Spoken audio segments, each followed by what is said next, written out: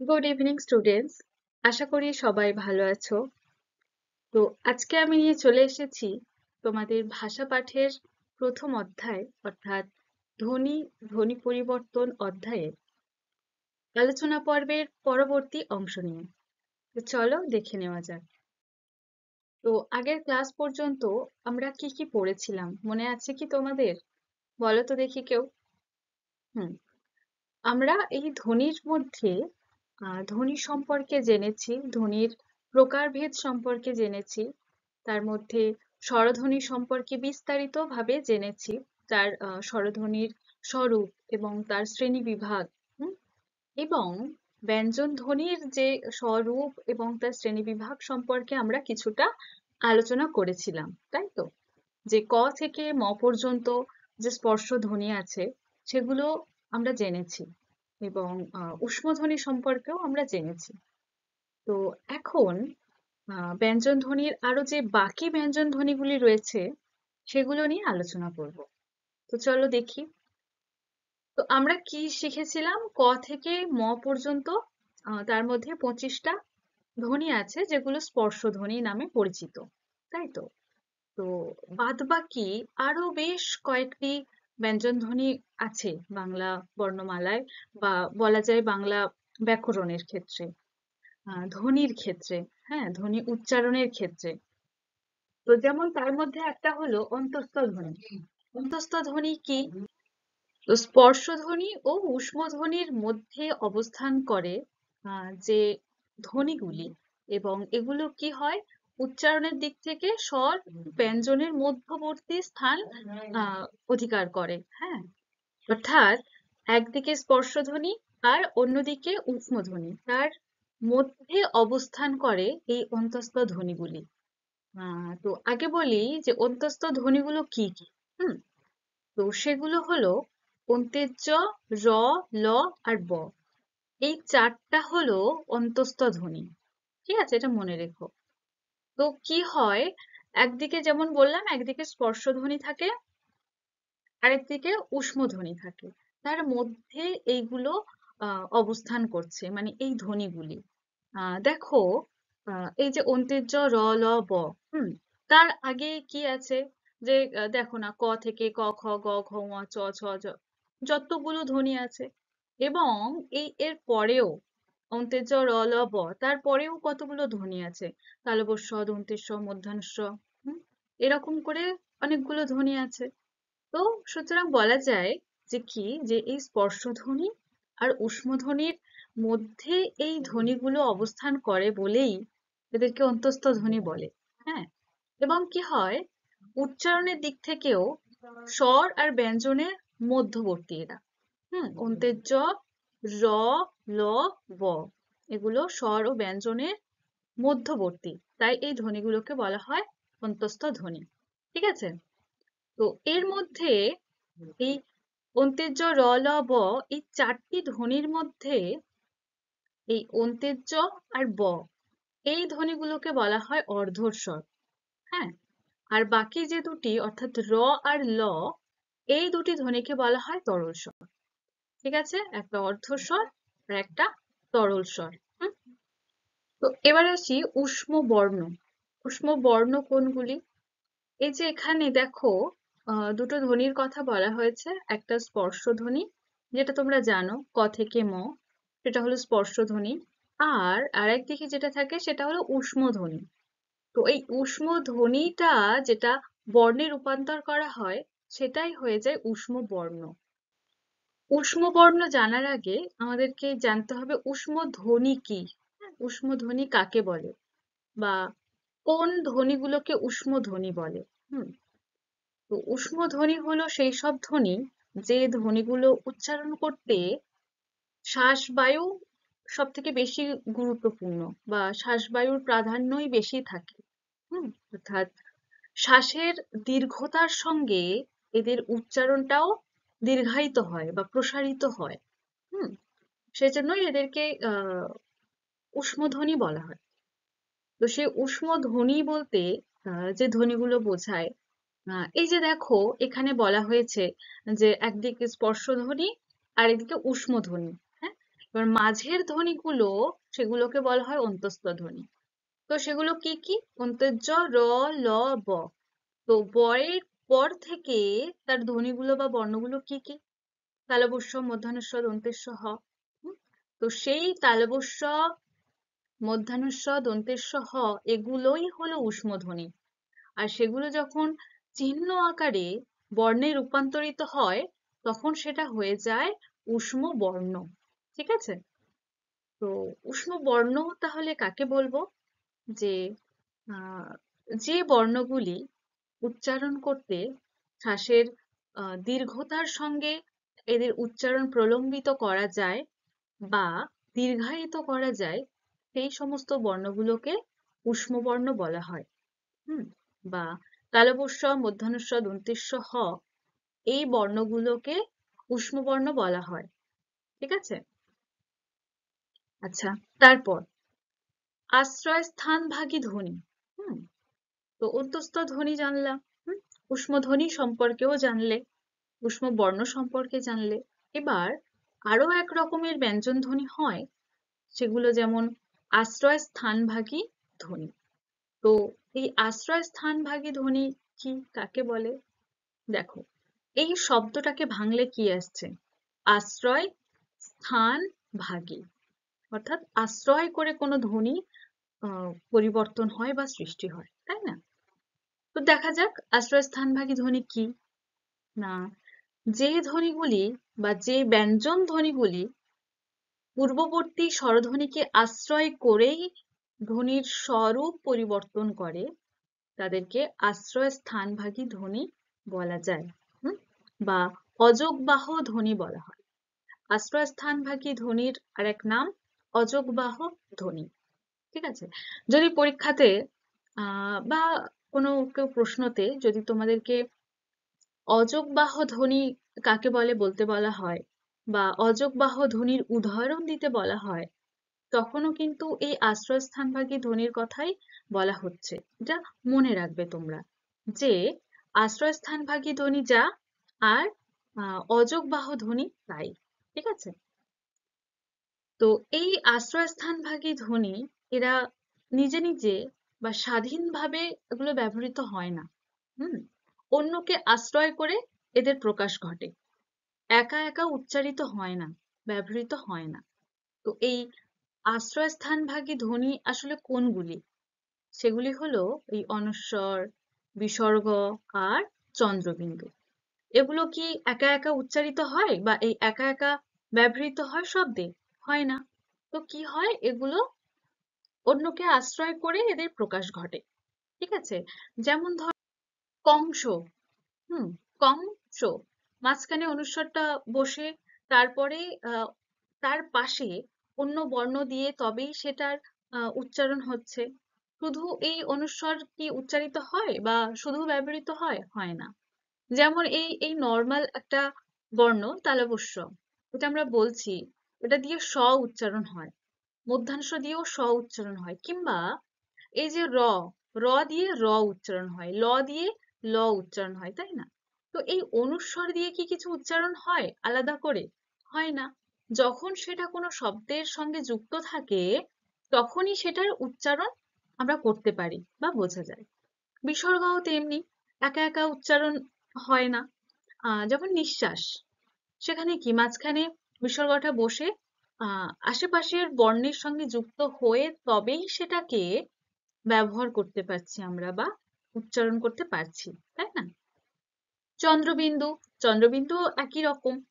চাঁদ, হ্যাঁ, এখানেও দেখো চয়ের মাথায় বা বর্ণের ওপরে এই চন্দ্রবিন্দুটা বসে তবেই একটা অন্য বর্ণের সঙ্গে যুক্ত হয়ে তবেই সেই বর্ণের বা এই এই চন্দ্রবিন্দুর উচ্চারণটা আমরা করতে পারছি বা ব্যবহৃত করা যাচ্ছে, তাই না? তো যেহেতু এই অনুস্বর, বিসর্গ, চন্দ্রবিন্দু এই তিনটি ধ্বনি অন্যকে আশ্রয় করে এদের প্রকাশ ঘটে, হ্যাঁ, সেজন্য এদেরকে আশ্রয় স্থানভাগী ধ্বনি বলা হয়ে থাকে। আর আশ্রয় স্থানভাগী ধ্বনির অপর নাম কি? অযোগবাহ ধ্বনি। ঠিক আছে? মনে রেখো। তারপর আরো কিছু রকম ব্যঞ্জন ধ্বনি হয়, সেগুলোর মধ্যে হলো তড়িত ব্যঞ্জন। হুম। তো তড়িত ব্যঞ্জন ধ্বনি কোনগুলি? না, র আর আরোঢ এই দুই ধ্বনিকে বা এই দুই বর্ণকে তড়িত ব্যঞ্জন ধ্বনি বা তড়িত ব্যঞ্জন বর্ণ বলা হয়ে থাকে। তো কেন বলা হয়ে থাকে তড়িত ব্যঞ্জন, সেটা দেখো, যে এই র আর আরুদ্ধ এই ধ্বনিগুলি উচ্চারণের সময় জিভের অগ্রভাগ মূর্ধা থেকে নিচের দাঁতের উপর আছড়ে পড়ে। র কি হচ্ছে, জিভের অগ্রভাগটা উপরে মূর্ধায় যাচ্ছে, গিয়ে সেখান থেকে র উপর থেকে নিচের দিকে দাঁতে আছড়ে পড়ছে, তাই না? তো এই তাড়নার কারণে এই ধ্বনিগুলোকে তাড়িত ব্যঞ্জন বলা হয়ে থাকে। আরোঢ সেখানেও জিভের অগ্রভাগটা মূর্ধাতে গিয়ে ঠেকছে, তারপর নিচের দিকে আছড়ে পড়ছে। একটা তাড়না সৃষ্টি হচ্ছে, তাই না?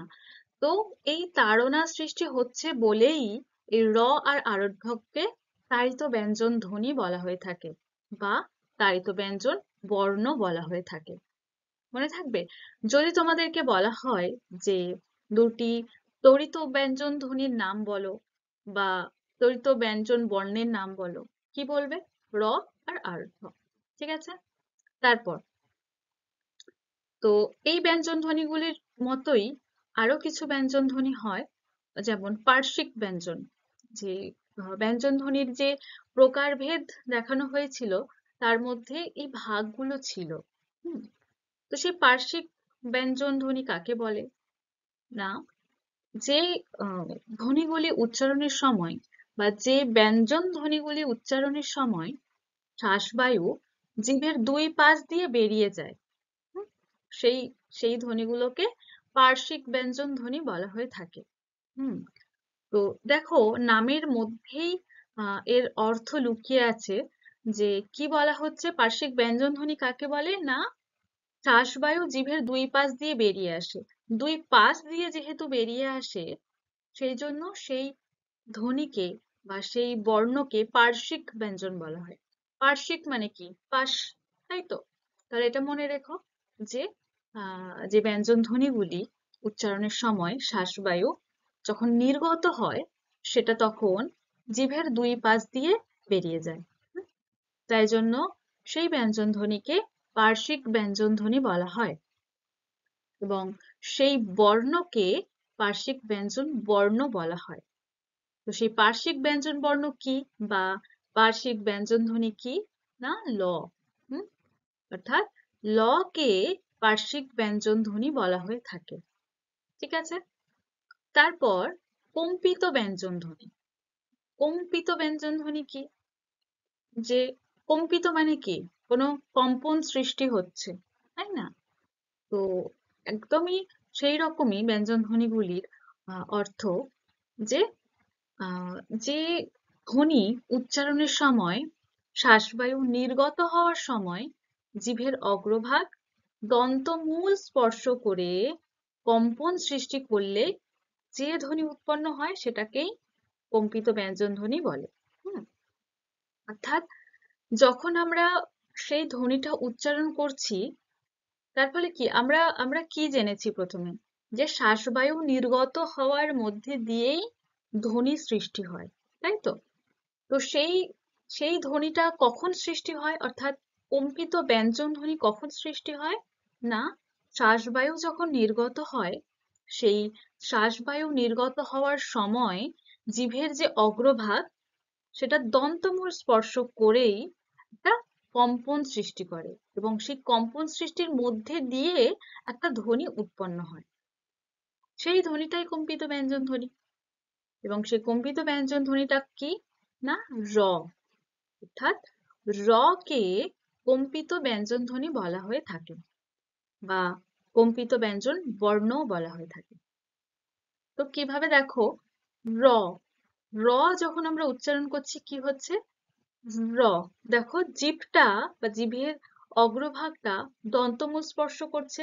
র মূর্ধার আগে, দন্তমূলের শেষে, সেখানে স্পর্শ করে কি হচ্ছে? একটা অনুরণন সৃষ্টি হচ্ছে বা একটা কম্পন সৃষ্টি হচ্ছে। র র, কম্পন সৃষ্টি হচ্ছে হালকা। তো সেই কম্পন সৃষ্টির ফলে দেখো একটা ধ্বনি নিজের থেকেই উৎপন্ন হচ্ছে, র হচ্ছে। তো সেজন্যই যেহেতু কম্পন সৃষ্টি হচ্ছে, ধ্বনিটা অর্থাৎ কম্পন সৃষ্টির ফলে ধ্বনিটা সৃষ্টি হচ্ছে, সেই জন্য সেই ধ্বনিটাকে অর্থাৎ র ধ্বনিকে কম্পিত ব্যঞ্জন ধ্বনি বলা হয়ে থাকে বা কম্পিত ব্যঞ্জন বর্ণ বলা হয়ে থাকে। তাহলে কম্পিত ব্যঞ্জন ধ্বনি কি বা কোন ধ্বনিকে কম্পিত ব্যঞ্জন ধ্বনি বলা হয়? র কে। মনে থাকবে?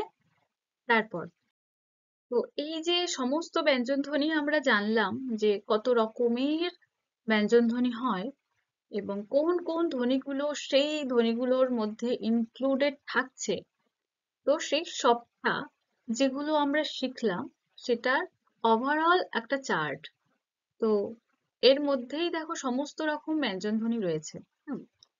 তো কি আহ প্রথমত সেই যে যে ব্যঞ্জনধ্বনিগুলো উচ্চারণ করতে মুখবিবরের মধ্যে বা বাইরের প্রত্যঙ্গে আহ, যে স্থানগুলোর প্রয়োজন হচ্ছে বা জীব মুখবিবরের মধ্যে যেখানে যেখানে স্পর্শ করছে, তার ফলেই যে আহ, ধ্বনিটা উচ্চারিত হচ্ছে বা সৃষ্টি হচ্ছে, সেই স্থান অনুযায়ী ব্যঞ্জন ধ্বনিগুলোর নাম এবং সেই ব্যঞ্জন ধ্বনিগুলি এই ছকটার মধ্যে দেওয়া আছে। দেখো যে কতগুলো আমরা ধ্বনি দেখলাম ব্যঞ্জন ধ্বনিতে, তার মধ্যে এগুলো সবগুলোই ছিল যে স্পর্শ ধ্বনি, অঘোষ ধ্বনি, ঘোষ ধ্বনি, মহাপ্রাণ, অল্পপ্রাণ, নাসিক্য, ঊষ্মধ্বনি, পার্শ্বিক ব্যঞ্জন ধ্বনি, তাড়িত ব্যঞ্জন ধ্বনি, অর্ধস্বর, তরল স্বর, অন্তস্থ ব্যঞ্জন ধ্বনি আর কম্পিত স্বর,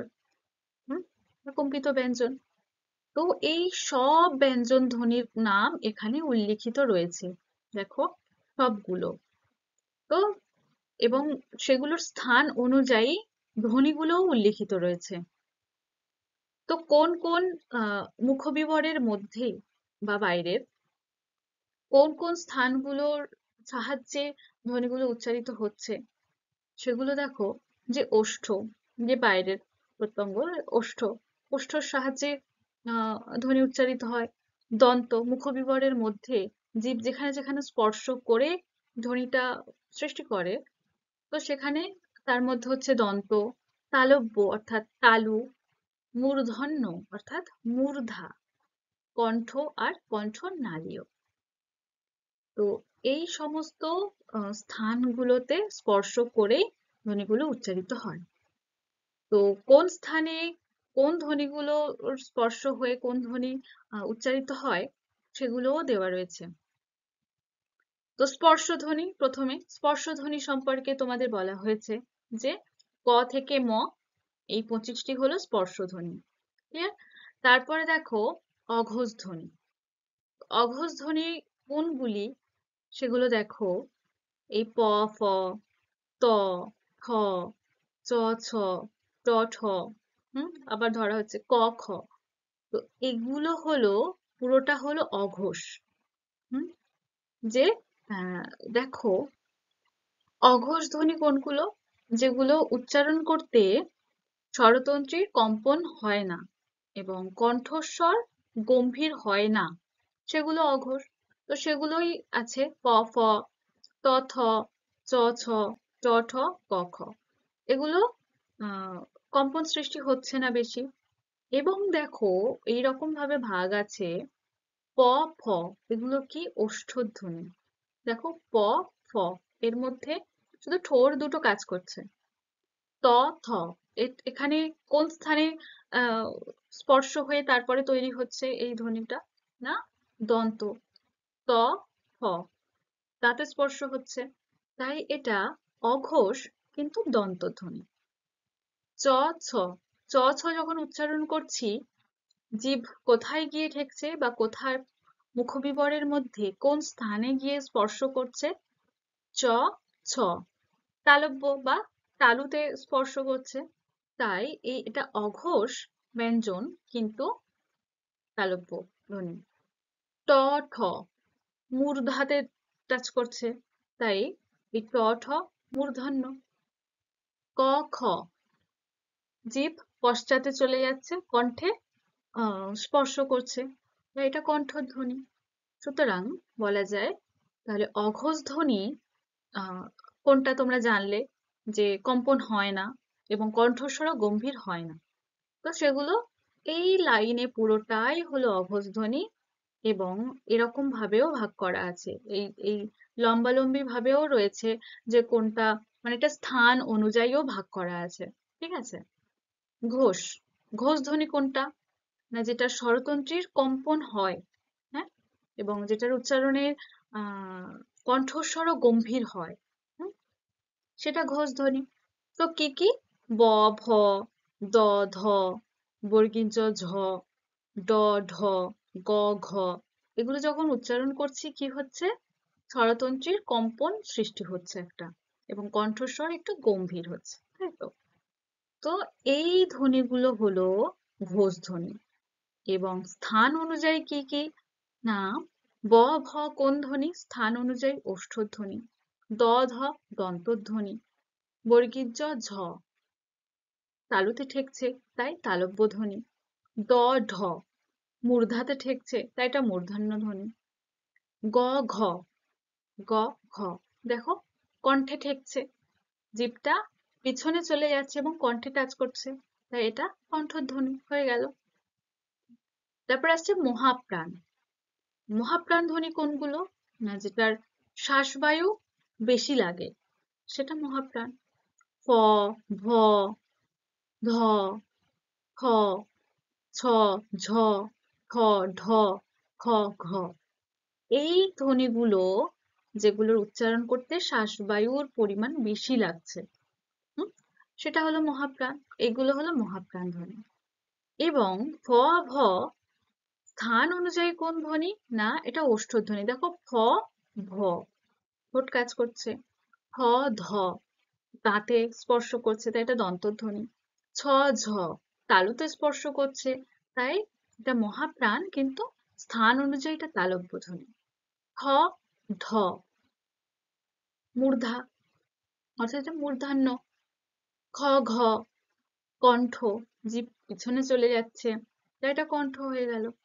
অল্প প্রাণ, যেটা শ্বাসবায়ু কম লাগে, সেটা অল্প প্রাণ।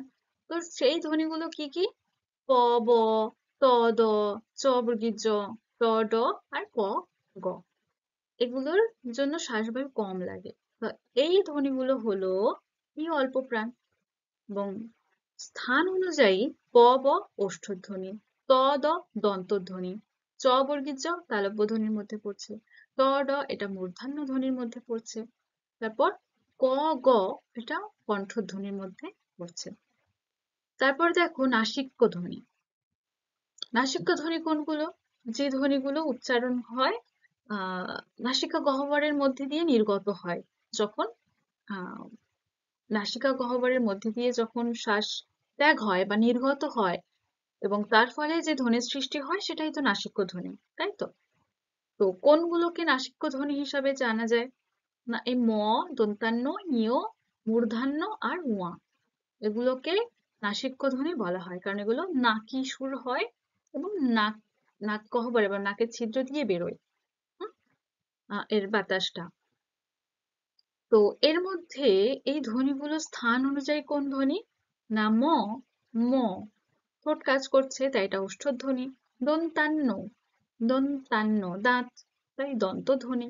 ঞ, ঞ তালব্য। মূর্ধান্য, মূর্ধা। উয়া কণ্ঠ, হয়ে গেল। তারপর আসছে ঊষ্ম ধ্বনি। ঊষ্ম ধ্বনি যে শ্বাসবায়ু প্রাধান্য থাকে বেশি, অর্থাৎ শ্বাসবায়ুর দীর্ঘতার সঙ্গে এদের উচ্চারণও দীর্ঘায়িত হয় বা প্রলম্বিত হয়, যেটা একটু আগেই বলা হলো। তো সেগুলো কি কি? না দন্তেস্ব, তালবস্য, মধ্যাহ্নস্ব আর হ, এগুলো হলো ঊষ্ম ধ্বনি, রাইট? তো স্থান অনুযায়ী এদেরকে কি বলা হবে? দন্তেস্ব, দন্তেস্ব দাঁতে গিয়ে ঠেকছে, তো দন্তেশ্বটা কি হবে? দন্তধ্বনি।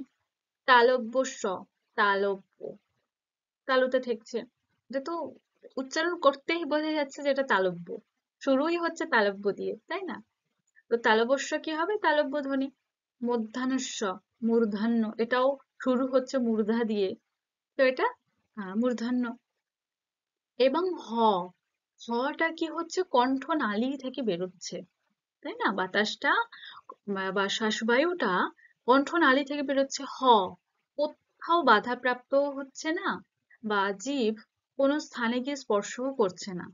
হুম, কি হচ্ছে, একটা শ্বাসবায়ু যত দীর্ঘায়িত হবে, এই এই এই ধ্বনির উচ্চারণও ততটাই প্রলম্বিত করা যাবে। হ হ্যাঁ, তো এটা কি হচ্ছে, কণ্ঠনালী থেকে বেরোচ্ছে, তাই স্থান অনুযায়ী এটা কণ্ঠনালীয়। ঠিক আছে। পার্শ্বিক, যে উচ্চারণের সময় আহ শ্বাসবায়ু যেটা নির্গত হয় জিভের দুই পাশ দিয়ে বেরিয়ে আসে, ল। দেখো একটু জিভের আগাটা উপরে ঠেকছে, কিন্তু দুই পাশটা ফাঁক থাকছে, ল, তাই না?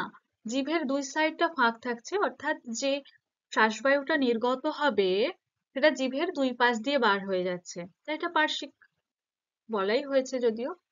তো সেটা কি ছিল, ল। ল কি হচ্ছে, দাঁতে গিয়ে স্পর্শ করছে, তাই স্থান অনুযায়ী এটাকে দন্তধ্বনি বলা যাবে। ঠিক আছে। তাড়িত, যে একটা তাড়নার সৃষ্টি করে, হ্যাঁ, তার ফলে তৈরি হয়। তো কি, র আরুদ্ধ, একটা তাড়নার সৃষ্টি করছে। তো স্থান অনুযায়ী কি হবে, যেটা র, র, হ্যাঁ, আছড়ে পড়ছে, তাই না? মূর্ধাতে গিয়ে তবেই নিচে আছড়ে পড়ছে। তো যেহেতু মূর্ধাতে গিয়ে স্পর্শ করছে, তাই বলা যায় এগুলোকে মূর্ধন্য ধ্বনি বলা যেতে পারে। ঠিক আছে।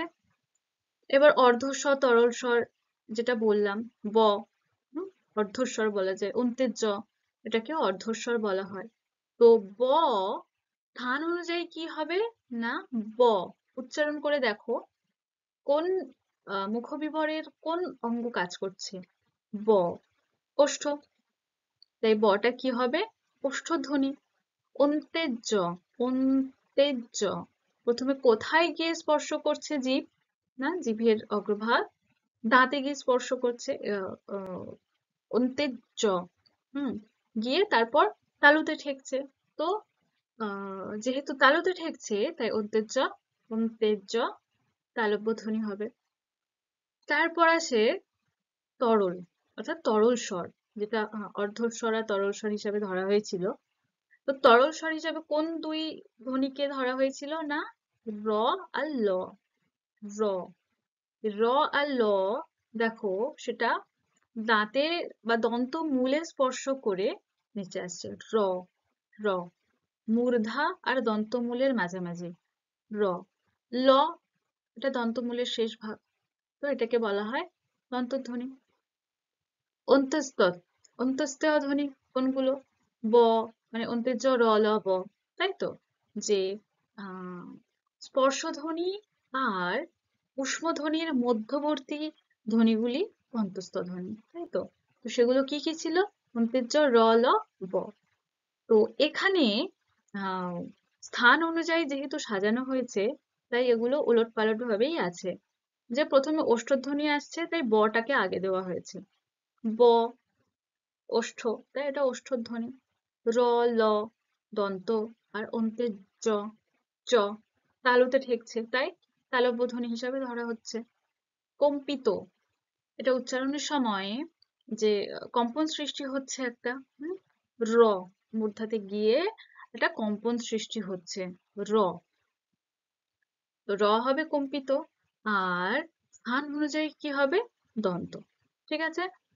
তো এই হলো মূল চার্ট, মানে পুরো গোটাটার একটা চার্ট, যেটা তোমাদের মনে থাকবে সহজে। এবং একটা কথা,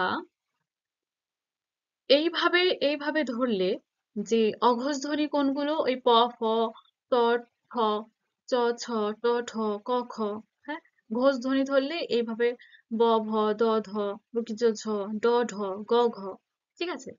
তো এইগুলো যখন ধরা হবে তখন এরকম ভাবে বলবে।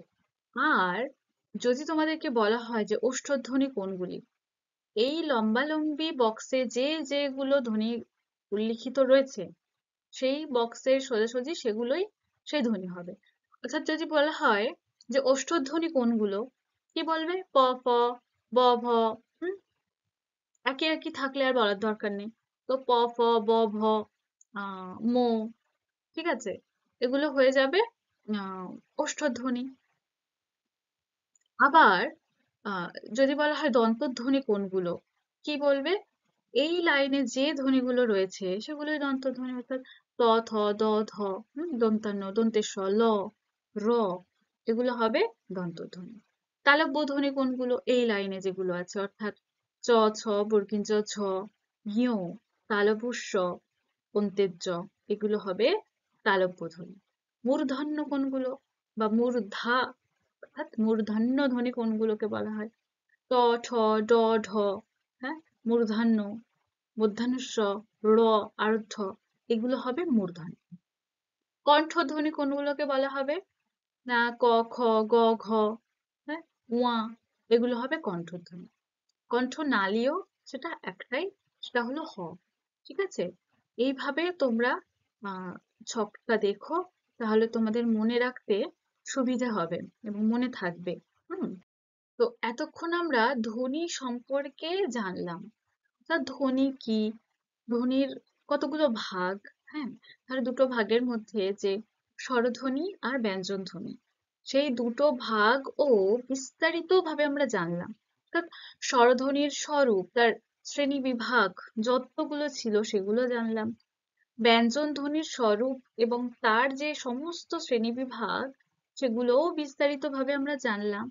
তো এবার আমাদের যেটা জানতে হবে এটা হলো এই ধ্বনিগুলোকে রূপান্তর করতে হবে, পরিবর্তন করতে হবে কিভাবে সেটা। আমরা যে কথা বলি এটা কোন ভাষা? বাংলা ভাষা, অর্থাৎ আমরা বাংলা ভাষায় কথা বলি, আমরা লিখি, পড়ি, হ্যাঁ। তো এটা কি? এটা ভাষা, তাই তো? তো এই ভাষাটা তৈরি হয়েছে কোথা থেকে? তার শুরু, গোড়া কি? ধ্বনি। অর্থাৎ এই ধ্বনি, ধ্বনি থেকে বা ধ্বনির যে চিহ্ন সেটা যখন লিখিত রূপ পায় তখন কি হয়? সেটা বর্ণ। এবং সেই তোমরা এই ধারাবাহিকটা তোমরা জানো যে সেই বর্ণগুলো, যে অনেকগুলো বর্ণ বা কিছু বর্ণ পাশাপাশি বসে সেটা যখন অর্থপূর্ণ হবে তখন সেটা হয়ে যাবে শব্দ। এবং আবার কতগুলো শব্দ পাশাপাশি বসে আবার যখন মানুষের মনের ভাব সম্পূর্ণরূপে প্রকাশ পাবে তখন সেটা হয়ে যাবে একটা বাক্য। এবং একটা বাক্য মানে মানুষের মনের ভাব প্রকাশ। আর মানুষের মনের ভাব প্রকাশ মানে মানুষ তার ভাষার প্রকাশ করছে, সেটা একটা কথা হচ্ছে, তাই তো? এটা সম্পূর্ণ অর্থপূর্ণ একটা ভাষা। হুম। তো এভাবেই ধরো ভাষার সৃষ্টি, অর্থাৎ ভাষার শুরু, ভাষার গোড়ার কথা হলো ধ্বনি, তাই তো? অর্থাৎ ভাষা যখন পরিবর্তন হবে সেটা আসলে ধ্বনিরই পরিবর্তন, তাই না? আবার যখন ধ্বনি পরিবর্তন হবে, অর্থাৎ ধ্বনি যখন বদলে যাবে তখন কি হবে? তখন ভাষাও বদলে যাবে, ভাষার উচ্চারণ বদলে যাবে। হুম?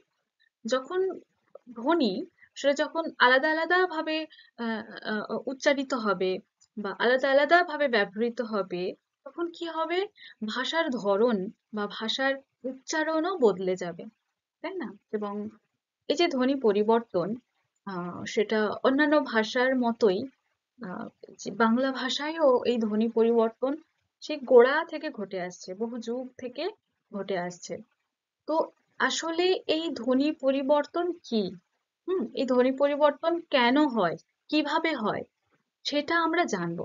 ঠিক আছে, যে এই ধ্বনি পরিবর্তন হয়ে কিভাবে আরো অন্যান্য রকম ভাবে, অন্যান্য রকম উচ্চারণে ভাষা সৃষ্টি হয়, হুম, কিভাবে সেগুলো বাক্যরূপে ব্যবহৃত হয়, হ্যাঁ, নানান রকম ভাবে, বিভিন্ন রকম ভাবে, তো সেগুলো আমরা জানবো। তো প্রথমে সেই ধরন বাদ দিয়ে আগে ধ্বনি পরিবর্তন কেন হয় সেটা জানবো, অর্থাৎ ধ্বনি পরিবর্তনের কারণ। ঠিক আছে, তো এখানে কিছু ভাগ করে দেখানো হয়েছে তোমাদের বোঝার সুবিধার্থেই।